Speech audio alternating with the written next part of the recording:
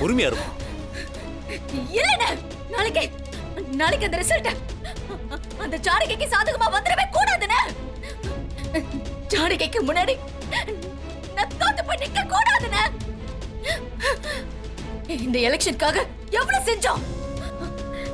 ஆரம்பத்துல இருந்து அந்த தமிழ் செல்விய அடிச்சு படுக்க வச்சதுல இருந்து இப்ப நம்ம சொந்த இடத்த வித்து இந்த ஊர் பொம்பளைங்களுக்கு மூக்கத்தி பண்ணி போட்டதுல இருந்து எவ்வளவு பண்ணியும் ஒண்ணுமே நடக்கலையேண்ணே. அண்ணே, நாளைக்கு கவுண்டிங் நடக்க கூடாது. நாளைக்கு ஓட்டு எண்ணிக்கை நடந்து ரிசல்ட் அறிவிக்க கூடாது. அப்படி நிச்சயம் அறிவிச்சாங்க அவதான் ஜெயிப்பா, எனக்கு நல்லா தெரியும். இது வரைக்கும் நான் அவகிட்ட வாழ்க்கையில தோத்து போய் நின்னது போதும்னே. இப்ப மறுபடியும் அவ முன்னாடி என்னால தோத்து போய் நிக்க முடியாது. அதுக்கு நான் செத்து போயிடுவேன். ஏமா ஏமா இப்படி எல்லாம் பேசுற? இப்ப என்ன செய்யணும் சொல்லு, நான் செய்யறேன். சொல்லுமா.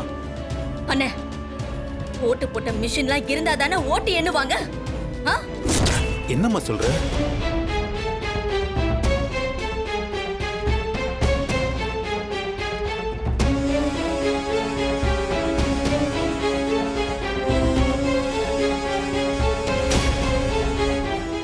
எப்படியாவது அந்த பேலட் பாக்ஸ் எல்லாம் தூக்கி மொத்தத்தையும் ஒரு இடத்துக்கு கொண்டு வந்து எரிச்சிடணும்னே. அம்மா, இது வரைக்கும் நாம ஊர்க்காரங்களை வழிக்கு கொண்டு வரதுக்கு ஏதேதோ பண்ணோம். ரகுராம் குடும்பத்தோட மோதினோம். ஆனா இப்ப நீ சொல்றது கவர்மெண்ட் விஷயமா, ரொம்ப ரிஸ்க். என்னென்ன பயப்படுறியா? சச்சே, அப்படிலாம் இல்லம்மா. கவர்மெண்ட் விஷயமாச்சேன்னு சொன்னேன். எனக்கு உன்னை விட எதுவும் முக்கியம் இல்லம்மா. அண்ணே, என் உயிரே போனாலும் நாளைக்கு கவுண்டிங் நடக்க கூடாது. எலெக்ஷன் கேன்சல் ஆகணும். ரீ எலெக்ஷன் நடந்து தீரணும். ஆனா அதுக்கு 6 மாசம் ஆகும். அப்போ ஜெயிக்கிறதுக்கு என்ன பண்ணணுமோ அதை அப்ப பண்ணிக்கலாம். இப்போதைக்கு கவுண்டிங் நடக்க கூடாது. பேலட் பாக்ஸ் எல்லாம் தூக்கணும்னா நம்ம என்னமா பண்ணணும்?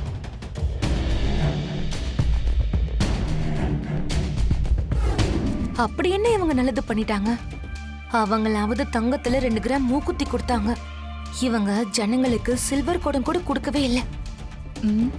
பார்வதி, அந்த மூக்குத்திய ஜனங்க புவனா கிட்ட கொடுத்ததா சொல்றாங்க.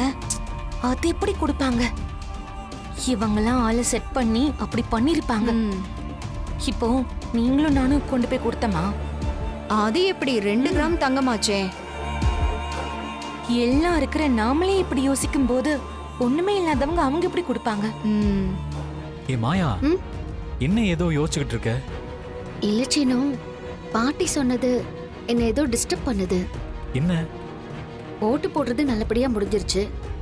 ஓட்டு எண்ணிக்கையும் நல்லபடியா முடிஞ்சு பெரியம்மா ஜெயிக்கணும்னு சொன்னாங்கல்ல. ஆமா.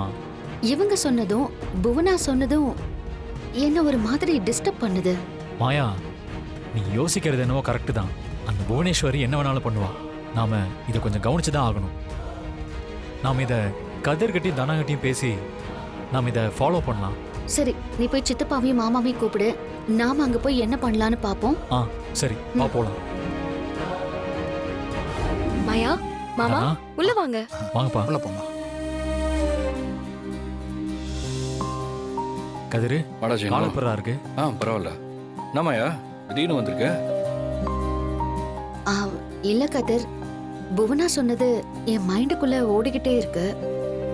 எலெக்ஷன் முடிஞ்சிருக்கலாம், ஜானகி ஜெயிச்சிட்டாங்கிற நியூஸ் வராதுன்னு சொன்னது திரும்ப திரும்ப என் காதுல அது ஒலிச்சுக்கிட்டே இருக்கு. அதுவும் இல்லாம இப்ப பாட்டி வீட்ல பூஜை பண்ணாங்க. அப்போ பாட்டி எலெக்ஷன் எல்லாம் நல்லபடியா நடந்து முடிஞ்சிருச்சு, ஓட்டு எண்ணிப்போம் நல்லபடியா நடந்து ஜானகி ஜெயிச்சிடணும்னு பாட்டி சொன்ன அந்த வார்த்தையும் என்ன ரொம்ப டிஸ்டர்ப் பண்ணுது. என்ன சொல்ற மாயா?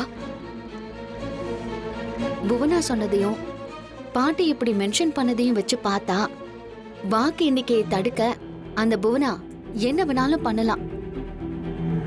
அப்படி வாக்கு எண்ணிக்கையை தடுத்துட்டா நடந்த எலெக்ஷனையே கேன்சல் பண்ணிடுவாங்கல்ல? ஆமா, அதுக்கும் சான்ஸ் இருக்கு.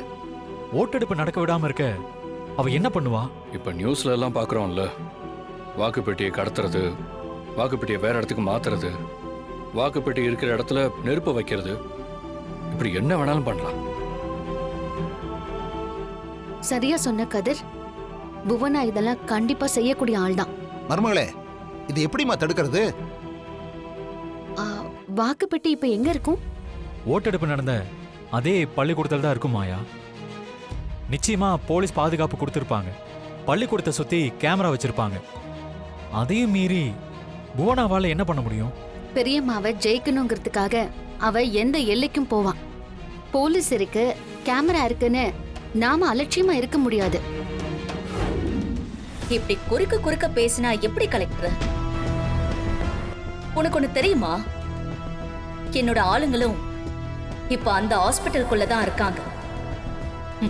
டாக்டர் வேஷத்திலையும் நர்ஸ் வேஷத்திலையும். என்ன சொல்றீங்க? முதல்ல நீங்க யாரு? உங்களுக்கு என்ன வேணும்? சொல்றேன். ஓட்டெடுப்பு நடந்த ஸ்கூல்ல பேலட் பாக்ஸ சீல் பண்ணி வச்சிருக்காங்கல்ல. இன்னைக்கு நைட்டு அங்க சரியா 10 மணிக்கு ஒரு வேன் வரும். நீ அங்க இருக்கிற சிசிடிவி கேமரா எல்லாத்தையும் ஆஃப் பண்ணிட்டு போலீஸ் எல்லாரையும் அனுப்பிட்டு அந்த சீல் வச்ச ரூம திறந்து விட்டு என்னோட ஆளுங்க உள்ள போய் பேலட் பாக்ஸ் எல்லாம் வேன்ல ஏத்திட்டு போயிடுவாங்க. என்ன விளையாடுறீங்களா? என்னால அந்த மாதிரி எல்லாம் பண்ண முடியாதுங்க. கலெக்டர் சார், அவசரப்பட்டு அப்படியெல்லாம் சொல்லக்கூடாது. கொஞ்ச நேரத்துக்கு முன்னாடி சொன்னதை மறந்துட்டீங்களா? எங்க ஆளுங்க ஹாஸ்பிட்டலுக்கு டாக்டர் கெட்டப்ல தான் போயிருக்காங்க. உங்க பொண்ணு இருக்கிற வார்டுல தான் நிக்கிறாங்க. என்னோட காலுக்காக தான் வெயிட் பண்ணிக்கிட்டு இருக்காங்க. என்ன, இந்த காலை கட் பண்ணிட்டு அவங்களுக்கு கால் பண்ணவா? வேணாம் மேடம், தயவு செய்து என் பொண்ணை எதுவும் பண்ணிடாதீங்க. அப்படின்னா இப்ப நான் சொன்னதை செய்.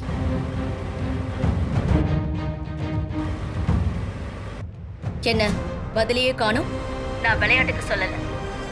இத பாருங்க கலெக்டர், போலீஸ வர வச்சு இதை எப்படி தடுக்கலான்னு யோசிக்கிறீங்களா? உங்களுக்கு இதோட சீரியஸ்னஸ் புரியலன்னு நினைக்கிறேன். நான் கட் பண்ணிட்டு அவங்களுக்கு கால் பண்ணி உன் பொண்ணு கொல்ல சொல்றேன். ஐயோ வேண்டாம் மேடம், நீங்க நீங்க சொல்றத நான் கண்டிப்பா செய்றேன் மேடம். குட். நைட்டு சரியா 10 மணிக்கு வேன் ஸ்கூலுக்கு வந்துடும். பாத்து, நான் சொன்னபடி மொத்த பேலட் பாக்ஸையும் அனுப்பி வைக்கணும். போலீஸ் கேலிஸ் போகணும்னு நினைச்ச அப்புறம் உன் பொண்ணுக்கு எந்த ஒரு ட்ரீட்மெண்ட்டும் தேவைப்படாது கலெக்டர் சார். இல்ல இல்ல, நான் போலீஸ் கிட்ட எல்லாம் போக மாட்டேன். என் பொண்ணை எதுவும் பண்ணிடாதீங்க. நீங்க சொல்றத நான் செய்றேன்.